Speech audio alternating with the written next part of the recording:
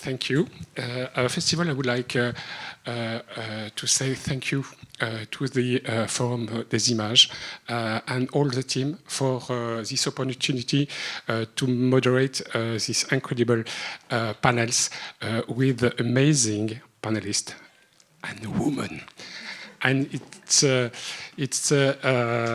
panel. It's about the problematic of deconstruction of vision of colonization, and I prepared just a little introduction. I would like to read you this introduction after I introduce yourself and you answer to my first question.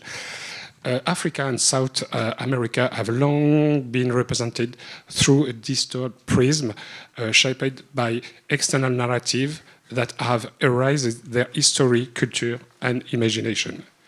Colonization not only imposed territory, but also minds, imposing biased representation and a reductive vision. However, a silent revolution is underway. The reappropriation of narrative through immersive technology. Today, Africa and South America, creators are using tools such as virtual reality, artificial intelligence, a video game, to reinvent their one image to tell stories that are deeply rooted in their tradition. This conference, entitled Decolonization, Culture, Identity, Immersive Technology, and the Reappropriation of Narrative, explore how this new technology helps to transcend stereotype and offer an alternative to dominant perspective. Video games, animation, and XR in particular, have become a powerful means of telling the story of African and South American differently. And before, I would like to present you Chipo and Natasha. Chipo is coming not from Mozambique, but from Zimbabwe, because it's a joke. And before, I would like to ask my first question, and I let you to present yourself. Your action, your structure, your organization, your association, and I let you after 5 and 6 minutes to answer to my first question. And my first question is how can immersive technology be used to create historical based offer authentic perspective on African and South American cultures? To that extent that these tools help to restore narrative that have been erased of obscured by colonial history and dominant representation. Chipo, I let you to present yourself and present your association. Okay, you would like to launch the video? Yeah. Okay. So thank you so much for coming to this talk today. Thank you to Forum des Images and Nouvelle Image for having us.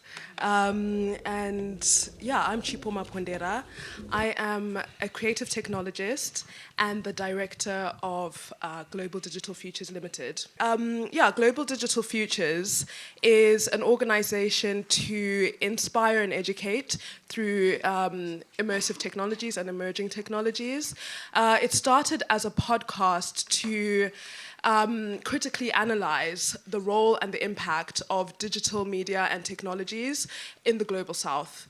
And I think our work has now further developed. Now we're creating XR works, which still critically analyze the roles of these technologies within our communities, global south communities, and also the structures that exist around them, even within sort of like the business of XR, for example. I'm just showing you a few of the projects. Kuchema, this is a multi-media immersive experience. So we created this film about the mythology of water in Zimbabwean communities and Zimbabwean traditional culture. It is questioning or introducing our indigenous knowledge within the global climate conversation. So what this film is going to be will be incorporated as volumetric capture using, traditional dance, traditional sound, and incorporated into a virtual reality piece, which you can go to the next slide, please. Which was, this is another prototype of the virtual reality set in the Chirodziva cave, again, exploring traditional spaces. This is the Chirodziva cave in Chinoi in Zimbabwe, where sacred ceremonies still exist. And it led us to explore this mythology of water and how we connect with our environments as a way to understand more harmonious existence with the environment. If you go to the next slide, please. Collective Dreamscape is another project that we created at the University of Oxford with the Malaysian artist Alicia Nelson. If you go back. You're right. That's fine. No, that's fine. There's no video. And we actually created this piece in collaboration with global health researchers at the University of Oxford, Dr. Patricia Kingori, which gave us incredible access to a network of researchers in Brazil, Sierra Leone, Borneo, and Zimbabwe, as well as the USA White Mountain Apache groups, and just getting primary and first-person perspectives that then come into this immersive space, questioning the oppressive nature of time and global health policies on various communities. And this piece is in projection mapping with soundscape, and we're also using it as a platform to experiment with developing our own hardware in Zimbabwe. We want to develop a sensor-based dynamic visual experience, because it's not just about being downstream and using technologies from the West. What would different hardwares and technologies do? How will they behave if we create them? What stories would they tell, and what stories would they enable us to tell? And then if you go to the last slide, Futuristic Pagan, this was the first VR that I created at Design Futures Lab in Cape Town. That's a residency by Electric South. This is just a prototype as well. It was engaging in how we connect with the ancestors through nature, through fashion, through the natural environment. Again, to think about how we live in harmony with nature and socially as well. So, and this is in VR. Now we just launched the next iteration of this project, Futuristic Pagan Bridal Homecoming. We launched that at CPH Docs. We're part of CPH Lab with my project partner, Sabina Muchati. And it's really giving us an opportunity to go into archives and deeply research these traditional cultures to bridge the gaps and to fill the gaps, actually, in mainstream media and in the representation of our cultures. So we see this as an example of a dynamic digital archive of these cultures. And I think just overall, with Global Digital Futures, one of the missions is to expand XR audiences, expand who gets to create these immersive pieces. Even though I go between the UK and Zimbabwe, the teams are in Zimbabwe, young Zimbabweans that we're trying to expose to these technologies.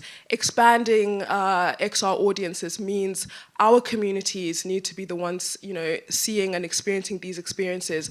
And what do those distribution models look like? We need to create distribution models for our communities and for our contexts, And also just creating an opportunity through immersive technology that opposes what we're seeing in dominant technology models that are individualistic, capitalistic, and reinforce those values. So how can we create communal spaces of shared values through these immersive experiences? Most of them are to be experienced as multiplayer.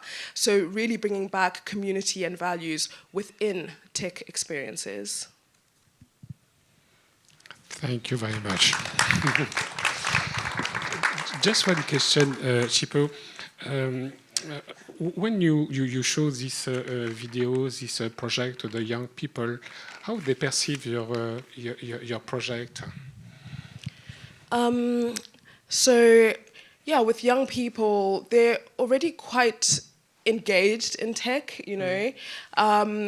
They are interested and excited in being able to see something that's relevant to them, to be able to see something that represents them, you know.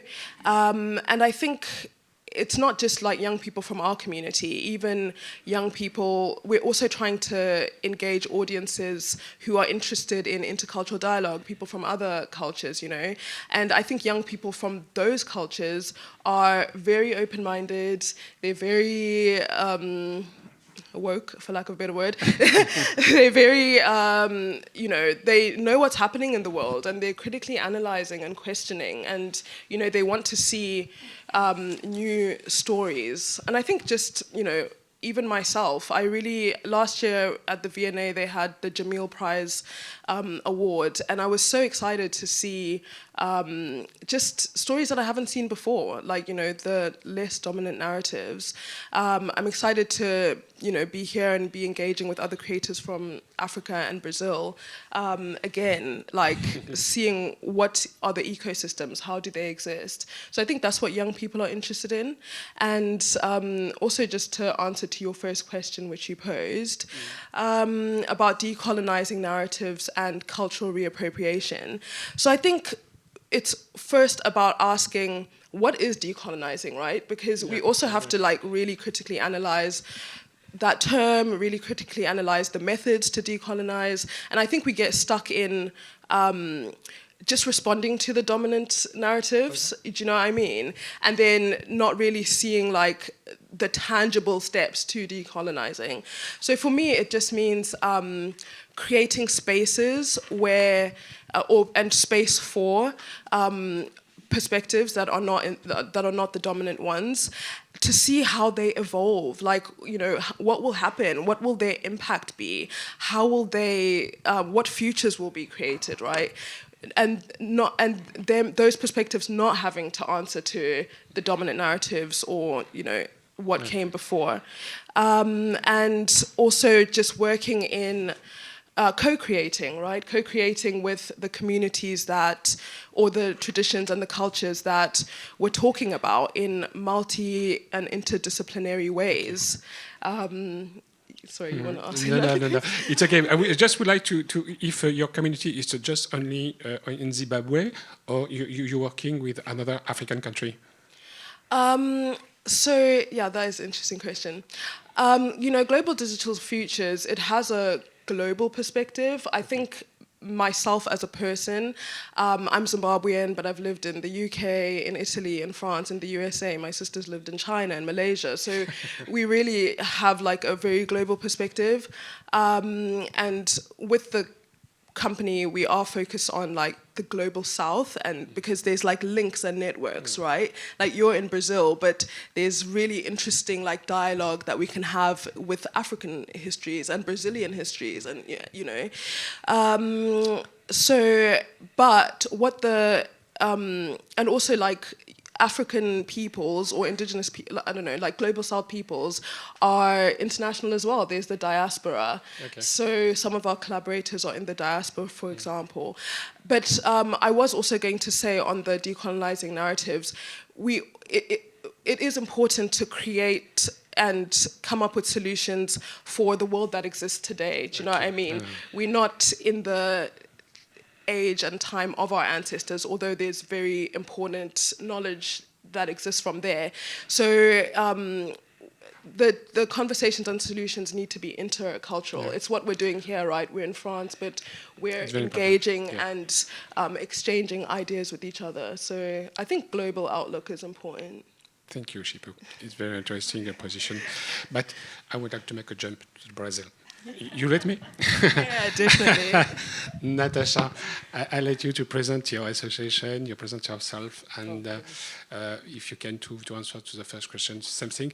It's a good thing because you have the good vision of the same question in Africa and South America. Sure, yeah. Hello, you hear me? Yeah.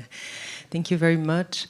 for having me here, for the invitation. I'm very delighted, very happy, thrilled to be here with Chipo and with all of you guys.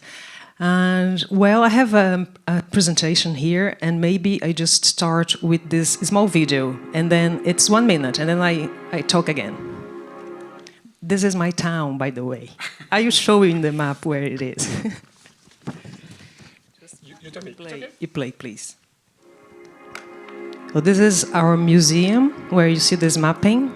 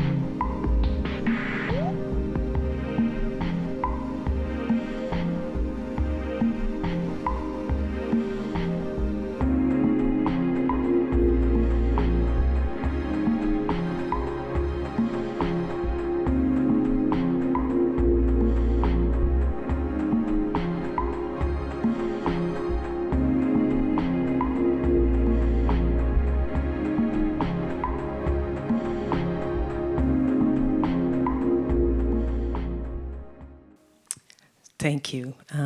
Can you just press forward? Then you have a picture. Yeah.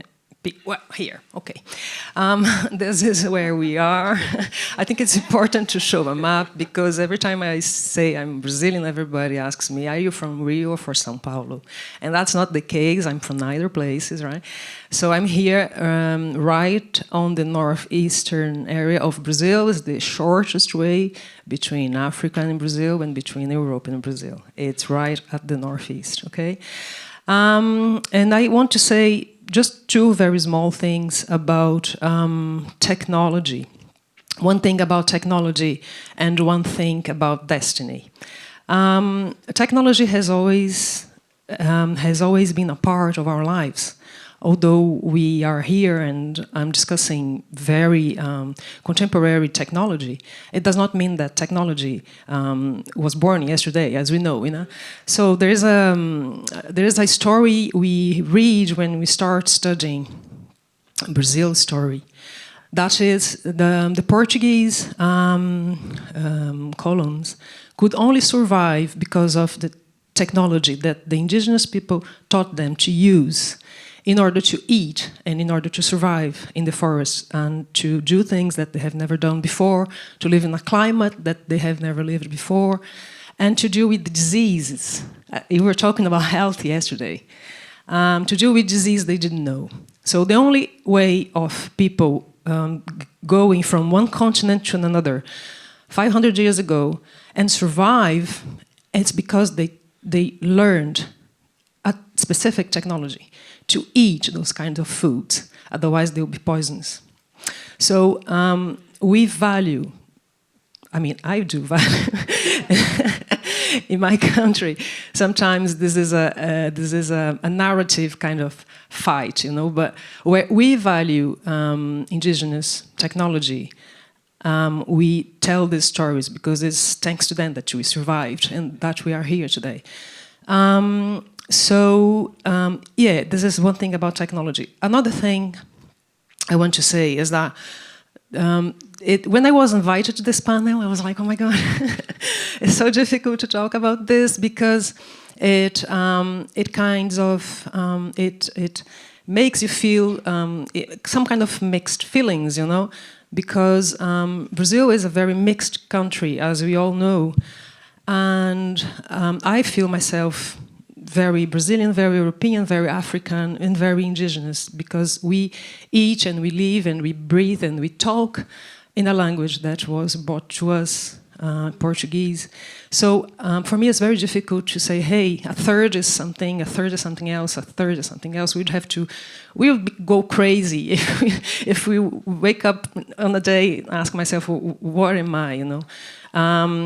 So what I think the most important thing is, for me now, thinking about decolonization, I think that is a wish to refuse some sort of destiny that was given to us at the beginning of this era, this modern era, you know, if you want. So what we are trying to refuse now is that we are the biggest soya sellers in the world, you know, that kind of thing. We don't want that. I don't want that for my country. I don't want that for my region. I don't want that for the storytellers that I meet in my region, you know. We want to be, that is, I think, to be independent, is to be able to decide what the future is going to look like for yourself, for your country, and for the people that come after you. So this is where, okay, so I'm Natasha. I'm now executive director of a museum where we have here in this place, and you can pass. So this is a museum that looks very much like a cinematheque, because we have an archive of music, sound, and photo, okay? And this is where I live, in Fortaleza, this town, very far from the big towns in Brazil. And what we are trying to do here is we are trying to fight for ourselves, fight for our narratives. Because Brazil, as you know, is very big. So all the big towns who have more economic powers are on the southeast of Brazil. And in the northeastern area, in the north area, as you know, on the northeastern where I'm from, it was the first place that it was set. The Portuguese arrived there, and it was known as sugarcane plantations. So that's what we did for 300 years, you know, and within the north of Brazil, all the Amazon and everything, so you know that. So again, what we're trying to do is we're trying to fight for representation, okay? So I work in this museum. This museum is a non-profit organization. Everything is for free. Sorry, it is managed by a non-profit organization, but it's a state museum. It belongs to the state. So we have many things there, as you can see. We try to bring to our museums a very different sort of people, sort of artists, and you can pass. So as it said, it's a polyphonic museum, very much focused on diversity and inclusion, and where I think Chipo said something very interesting, that is when you're fighting for diversity, the way to do it really is to do something tangible aspects, you know. So how can you do it really now, today, tomorrow? I mean, you know, and as she said, it is by creating space. Okay, so you can go through again. Well, besides that, we are a very modern museum. We have very new equipment, conservation, digitization, sorry, digital restoration, and you can go again. That's the same thing. I just want to show you that kind of things we do. Okay, and this is it. We've been developing some programs, okay, in order to have with ourselves a broader perspective of what it is to be other narratives. What does it look like? What is it, you know? And this is one of our projects. It's called Betraying the System with a C, as in Judith Butler studies. So we are, in Brazil, unfortunately, the country that kills the most transgender people. And that's a very big issue for us. And we decided to create this program where it's exclusive for transgender people to know and to present and to create technology. Okay, all of these programs, they have money involved. It's not only, hey, come on and let's do this together. No, they get paid to participate and to create works. You can go. Okay, this is the last group we had with us. It's a small group. I mean, I think 10 artists at a time. Well, this is very important for us because, I mean, we hear a lot of stories and they kind of sad story, so I won't repeat it here because I'm here to celebrate with you guys. But it is important for them to see that their destiny is not to become something they don't want to become. They may become artists and researchers, and maybe scholars, etc. So we have two movies made with immersive technology and augmented technology. That was an experiment twice. And then we have, as a rule, where I'm from, we were talking about yesterday legislation. Legislation is something important, okay? It's very important to have a very strong set of legislation, but it's also important to implement it, and sometimes it's very difficult, So we try to ensure 100% accessibility for people with disabilities within our museum to see the works, And this is one of, we got this picture for you to see how we can put some translation for deaf people. So we could go on. I'm not talking too much. Am I within my time, I hope? And you can pass? Okay. Yeah, it's okay. It's fine. Okay. And then when I read again about this, the title of this panel, I was thinking, what if nature is something underrepresented? What if we have to look at nature again? And I mean, guys, I really mean it, in a country like mine, where you have such a vast land of nature, and people look at nature sometimes and they think, what could I do to this to get some money from it, I swear. And so that we do have to fight for it. People have to think that clear water it's more important than money, that biodiversity is more important than profit. But that's something we have to do one by one, because I've heard so many times, like in the face of a field of whatever, soya or any other sugarcane, whatever you want to imagine, people come and say, hey, look at this beautiful field of this plantation here. Before there was nothing here. And what it was there was a magnificent forest, So that's the issues we have to deal with in my country, for instance. So we have tried to have people thinking about nature and bringing and doing works like this immersive movie about nature. So that family can come and the kids can come and have a look and maybe look at it differently. Okay, you can go. And this is a very funny picture. As you see, the mother is trying to put their kid on the top of the dinosaur. And this is like, people just go within this immersive room, and do this kind of things. And when we are at school, that is why education is so keen, When you are at school, we hear about archaeological sites in France, in Turkey. Very important. We don't hear about archaeological sites where we live. Maybe where you guys live, there is an archaeological site. And where I live, there is one. So we did a very big research with this group of scientists.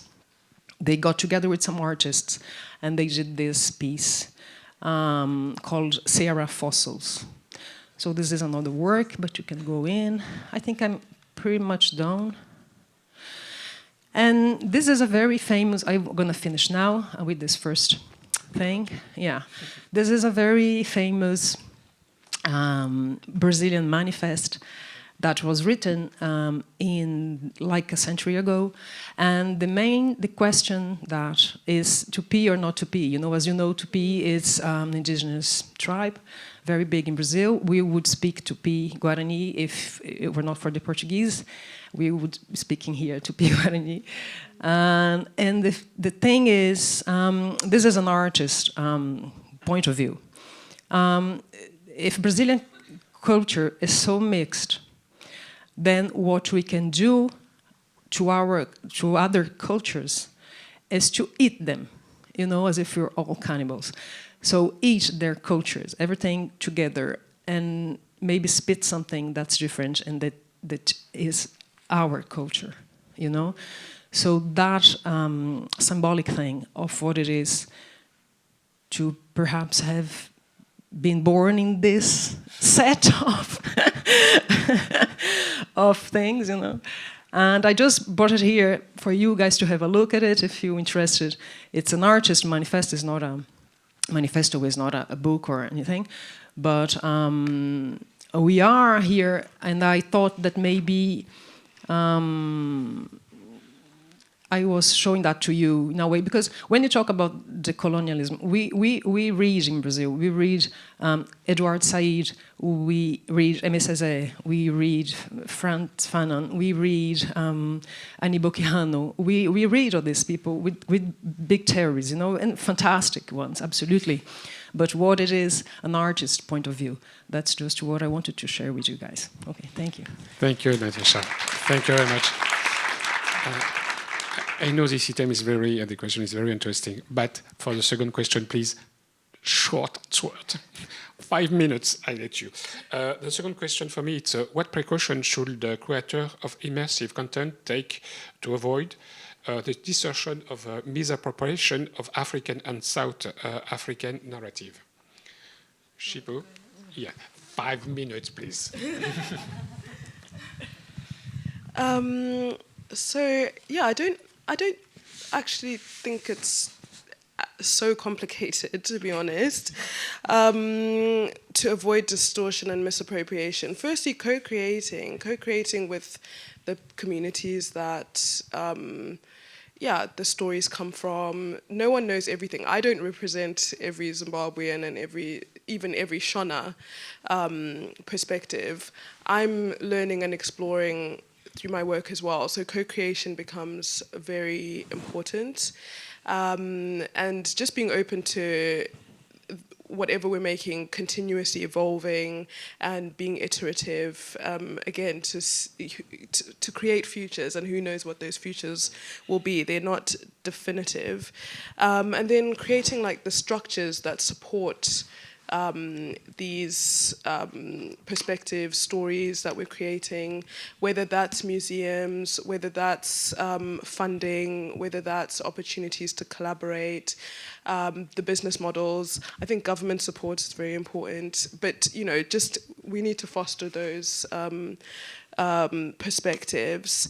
And for what I've also found in terms of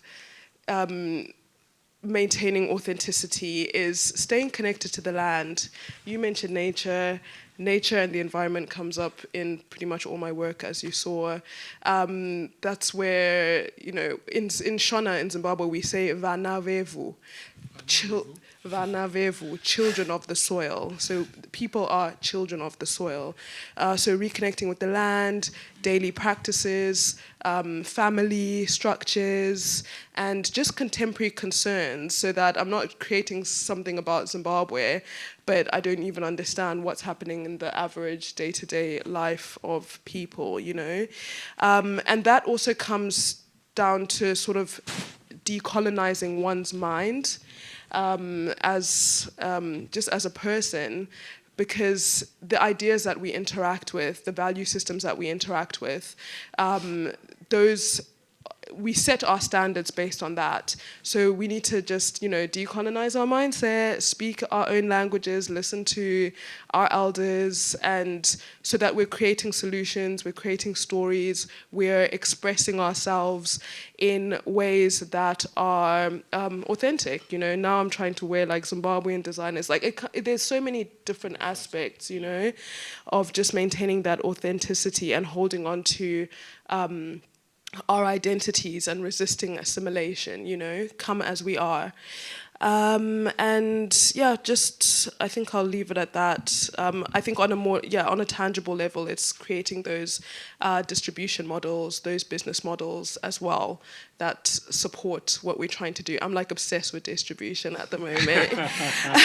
I really am. Ask everyone who was on the XN Days conference. I'm like, distribution, because as a creator, I'm like, okay, I'll make something that I feel is beautiful, is expressing myself.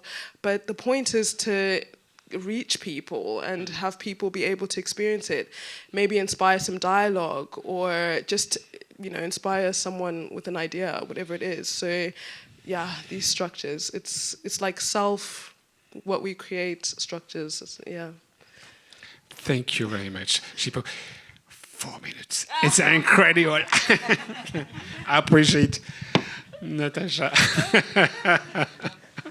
I try to do the same. No, I let you. It's a joke. It's okay. What we are doing now, in a very tangible way, as Chipo said, is we have calls for proposals, in our museum twice a year, and what we have saw in the beginning was that very educated people came in, and and they had great projects, and unfortunately, at the very beginning, we didn't see much diversity, And now we decided that we came up with quotas. I hope that's how you say in English. So 60% of the money going for this call of proposals twice a year, that is to make either immersive movies or sound installations or video mapping or XR or whatever kind of piece of work you want to do. But 60% of its money is for Black, Indigenous, transgender people, people with disabilities, single mothers, and people from the countryside. Because Brazil is it's a huge country, a huge countryside, and everything is in the towns close to the sea. So within Brazil, in the center, there are so much things to be done, to be seen, that if we do not do that, we won't see it. So in a very tangible way, that's what we're trying to do now. That's what we have been doing. And that, I swear, it has been very effective because it has given to people the possibility to show in a big museum, who they are and what they do, and so that goes through cultural and natural heritage, and a critique to normativity, and it's praise of non-human life and the rights that nature also have, and it is, as I said before, a symbolic fight. It is a fight within my country too. Yeah. I think I did not. Yes, it's incredible. Can I add one more thing? You would like to add something? Just one more. I give her my 2 last minutes. I let you 5 minutes. Just 1 minute for you. No, you just yes, you reminded me of something. You're talking about creating those spaces for artists to show their work and show these authentic works, and also as a creator, we're thinking about how to reach people where they are, how to reach communities where they are. So when I spoke about developing our own sensor-based technology, for example, it's also considering what is the access to electricity if we show in the rural areas, or even if we show in Harare, that the capital city, what's the access to electricity, what's the access to fast internet, because that's just not something you can take for granted. So if we're in a headset, there's barriers to that, we discovered, actually, when we were then trying to exhibit our work across Zimbabwe. And we want to show in rural areas, we want to show in smaller towns and, independent spaces. So, yeah, that's something that's very important in terms of, the ethics of who gets to see it and how. Thanks, Chipo. Thanks a lot. Just my final question is about artificial intelligence.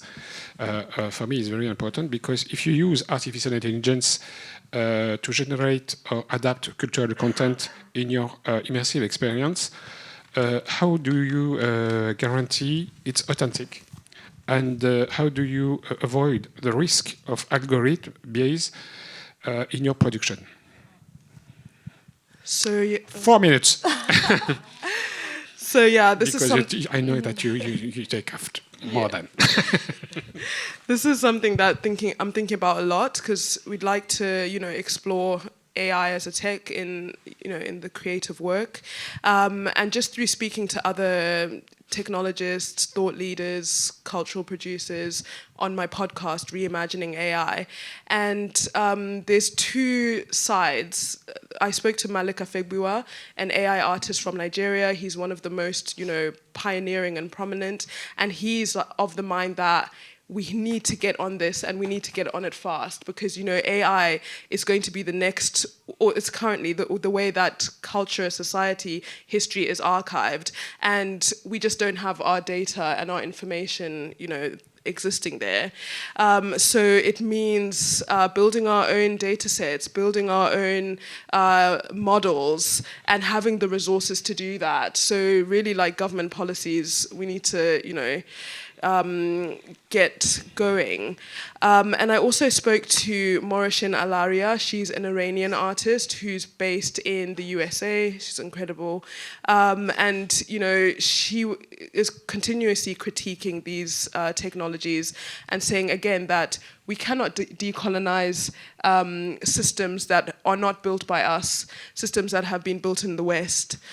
So again, we need to start building our own systems and building the ecosystems for that to exist.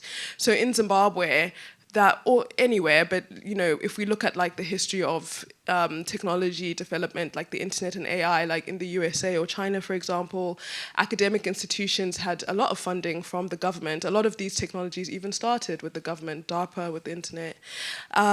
So, having those labs and incubators where this experimentation is happening, where, AI is just being developed and experimented with, not for financial gain or specific business models, just to experiment and see how we can respond to our social needs, and also thinking about developing it within our authentic, again, indigenous mindsets and seeing what could it be, because although yes, AI has been around for a while, it is still nascent, especially in the mainstream, and yeah. Thank you, Chipo. Yeah, that's okay. No. You can continue. Just 1 minute because he explained me that it's finished in 10 minutes. And I would like to stay to let 10 minutes for Samia and present his program because he's not here with us. Yeah. I let you. No, actually, I just repeat everything that Chipo just said. It's fine because the archiving. Is that okay? It's a big issue for us, because, and I don't see AI as an enemy, and I don't think nobody does, I don't think anybody does, but it is biased, of course, so we have to be very careful with it. But we are looking to use it in a way that is interesting for our communities too, It's something that we're gonna have to use it, there's no escape.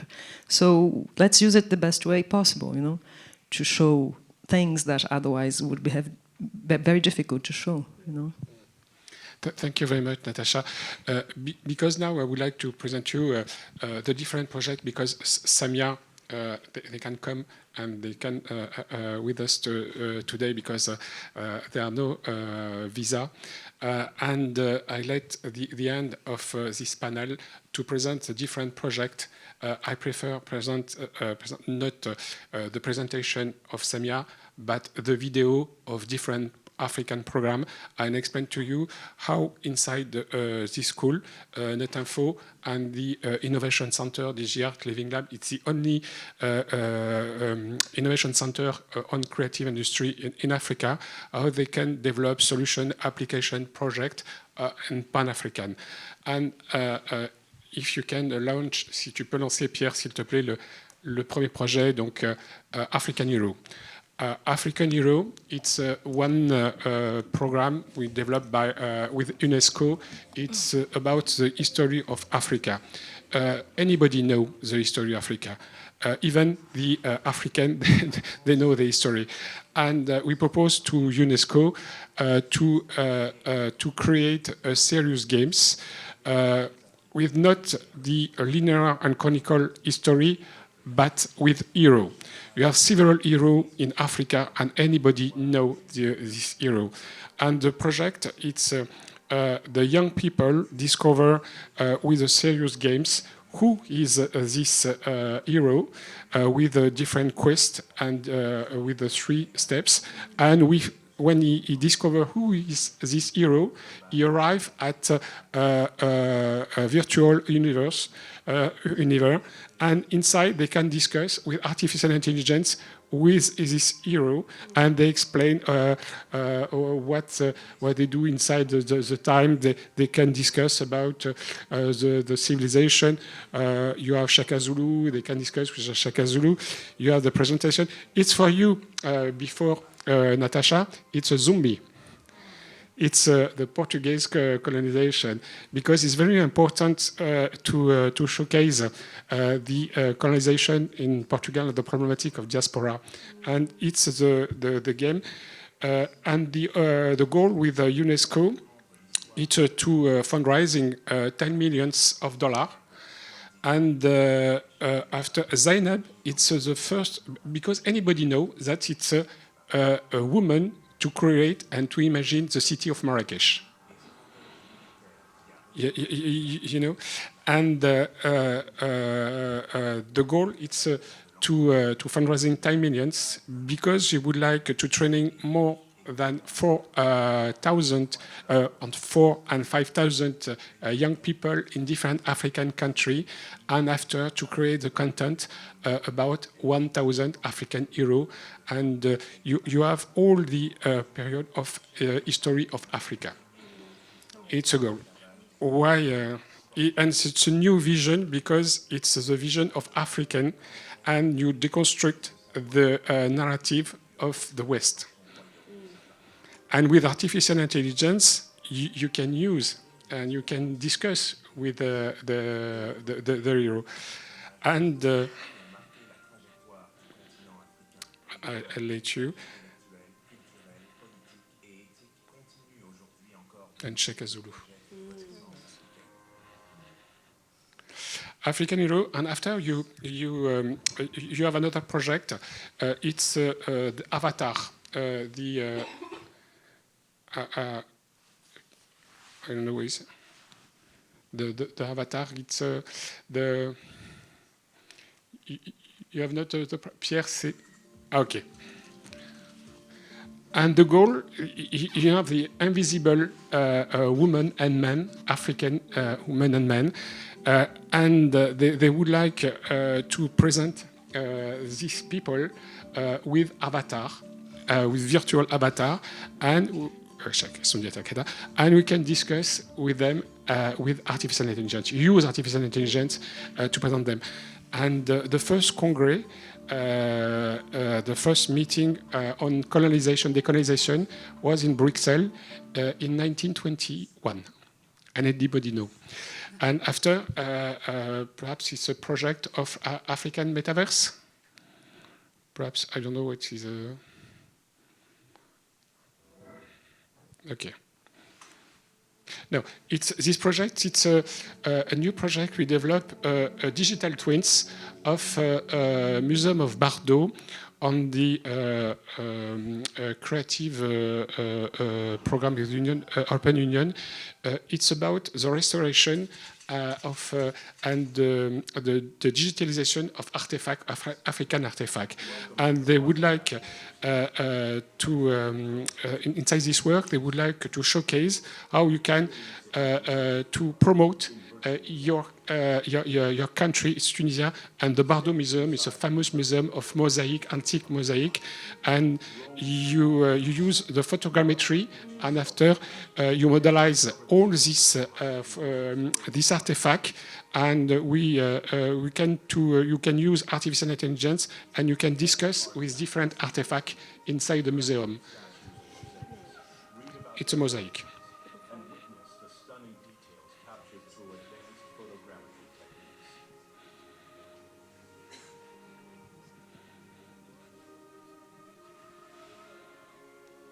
And all is only African student. I prefer to tell you that. It's from all the project, it's with African student, and it's the new artificial intelligence. You use this. Receive insights and let history be your guide. The past meets the future in the Bardo VR experience. Start your journey. And all your solution, all your application is African, because you adapt to the African context. Perhaps I have the finish, but the last. Okay. Neapolis, it's for your mobile, and it's a new technology we develop inside the digital living lab. It's a new technology because you use IoT, you use artificial intelligence, gamification, blockchain, and artificial intelligence to promote this site. It's a Roman site, archaeological site in Tunisia. And it's a famous site because, and they have the problem because they are the one of part of the site is on the land, and the other is under the water. And the young people, they can play and discover the site with gamification, and when they find the solution, you win a point, and after they can change the point with candy, with sweet, with books in the library, because this man. It's with you, it's a guide, and it's artificial intelligence. And when you arrive at a different part of the site, you can ask him different questions, and he answers with artificial intelligence. And with IoT, you have a connection with him. And it's a game, a virtual games. You arrive at a part of the site, you find a place, and you can take your mask, and you discover, because it's the factory, the Roman factory, and they prepare the fishing, the soup of fishing for the Roman Empire. And it's here they prepare this fishing soup. And the hand, because with the Epic Games, I'm partner, an academic partner of Epic Games in Africa. During the COVID, I launched the African Metaverse Museum, and after this experience, you can, okay, you create a new project. It's a new African universe in Fortnite. And to showcase the education, for promote art, a new vision of Africa.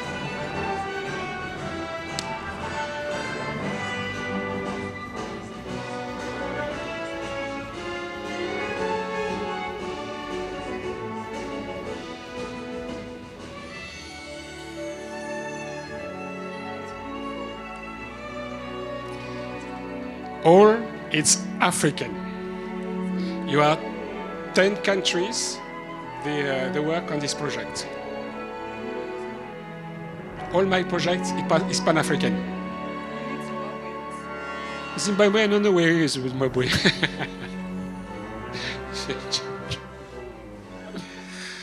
Thank you very much. I appreciate to moderate this panel with you. I know they have no long time because this item is very important for us and for me.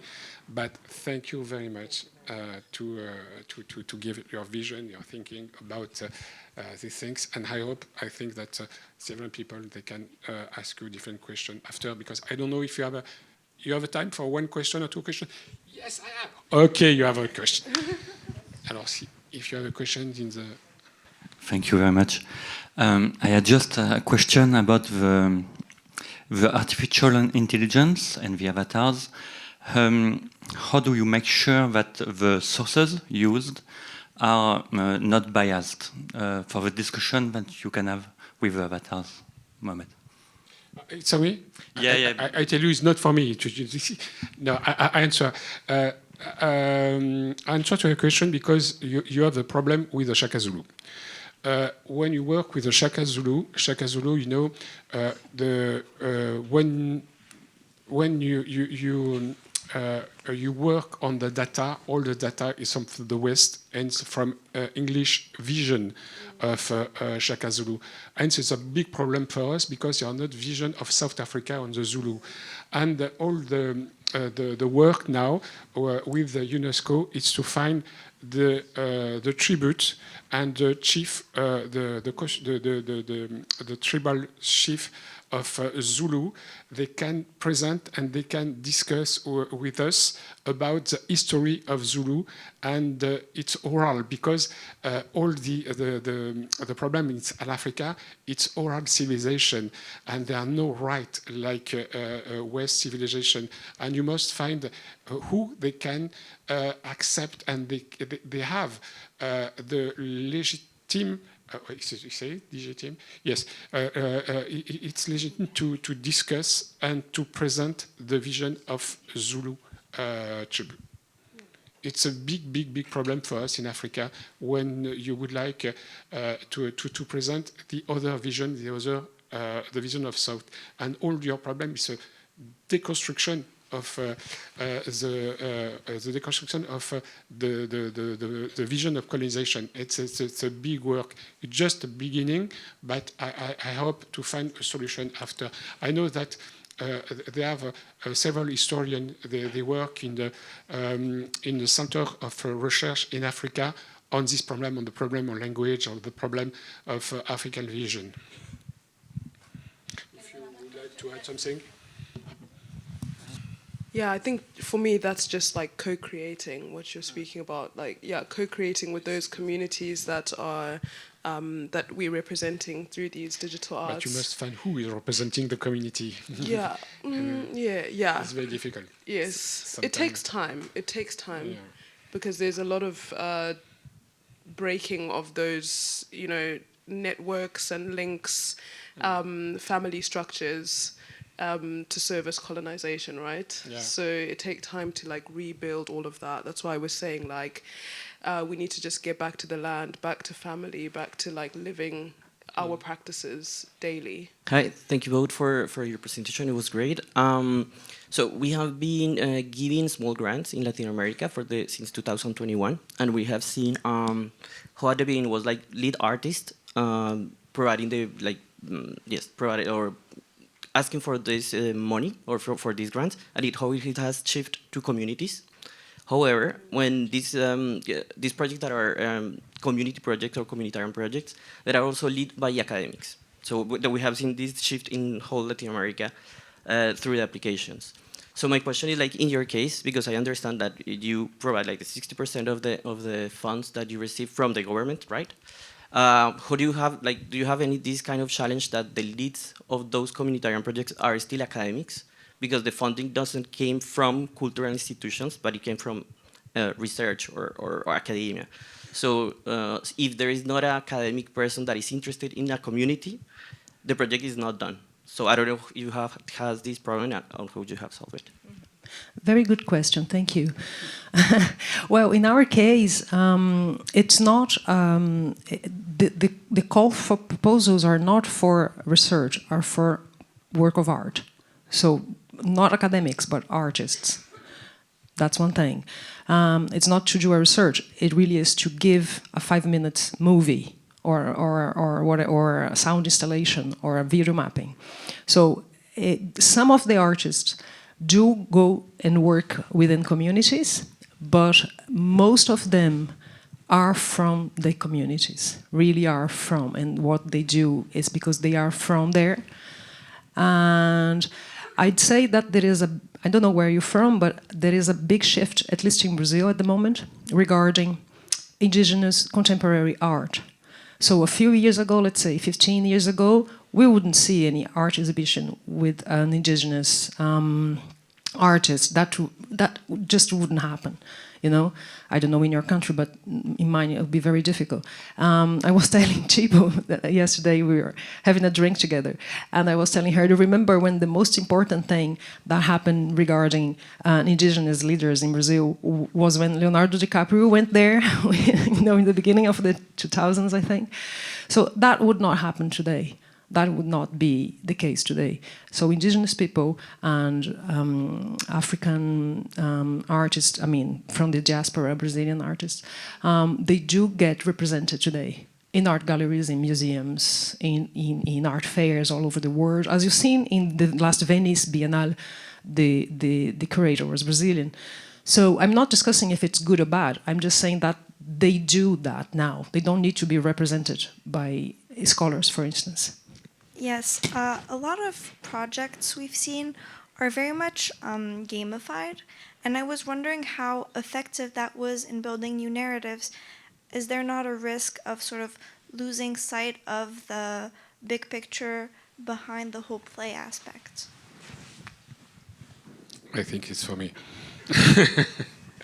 Yes, during the project, the different project, we work with historians. It's very important because when you work about the history and the past of Africa, it's very complicated. I give you an example. When you work on the Sundiata Keita, it's a famous king of Mali, but the empire of Mali in the past, it's so big, and now you have around 5 countries. They can tell the Sundiata Keita, it's your king, and when you work on the Sundiata Keita, I must have a historian from Senegal, from Niger, from Mali, from Burkina Faso, because the empire is on these 4 and 5 countries. And the vision of Sundiata Keita is not the same in the different countries. And the difficulty in Africa, it's this. And why, when you would like to work on the past, you must, you have certain susceptibilities in the different country, and if you don't cooperate with the different country, in the final, when you finish your project, perhaps you have a big problem in the finish.